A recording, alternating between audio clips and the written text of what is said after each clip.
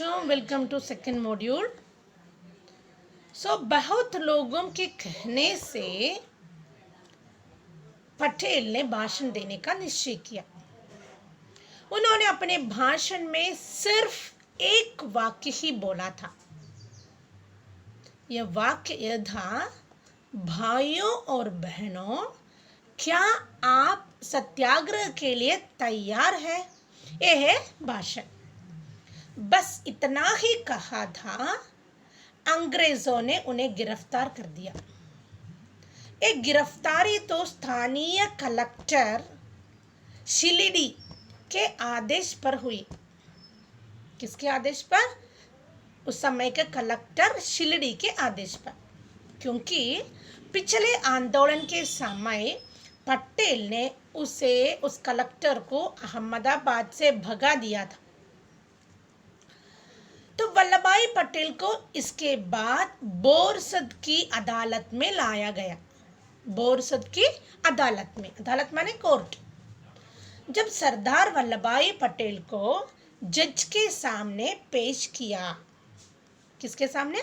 जज के सामने पेश किया, तो पटेल ने अपने अपराध को कबूल लिया। कबूल मीन स्वीकृति दिया।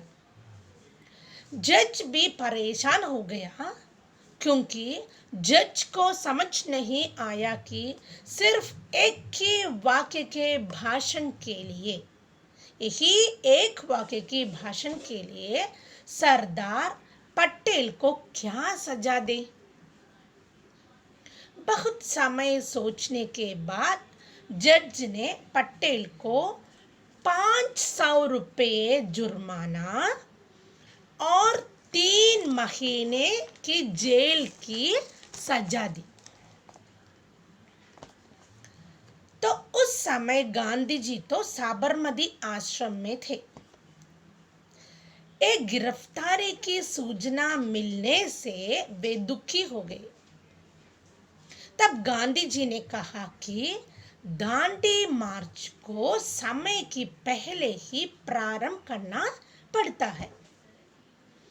वल्लभ भाई पटेल की गिरफ्तारी की सूचना मिलकर पूरी जनता गुस्से में थी। एक गिरफ्तारी की खबर सुनकर मोहम्मद अली जिन्ना ने कहा, सरदार वल्लभ भाई पटेल की गिरफ्तारी अभिव्यक्ति की स्वतंत्रता के सिद्धांत पर हमला है। इस गिरफ्तारी की गंभीर परिणाम भी हो सकते हैं। कुछ दिन के बाद गांधी जी भी रास पहुंचे। वहां पहुंचकर वह सभी लोगों का अभिवादन किया।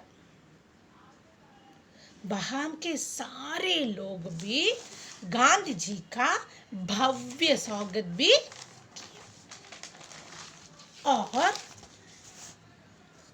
गांधी जी वहां के धर्मशाला में ठहरने का निश्चय किया। उनके साथ आए सत्याग्रही और अनुयायी वहां के तंबुओं में ठहरा गया। रास की आबादी यानी रास की जनसंख्या सिर्फ 3000 थी, लेकिन गांधी जी की जनसभा में या गांधी जी की भाषण सुनने के लिए 20,000 से ज्यादा लोग वहां आए थे। अच्छा।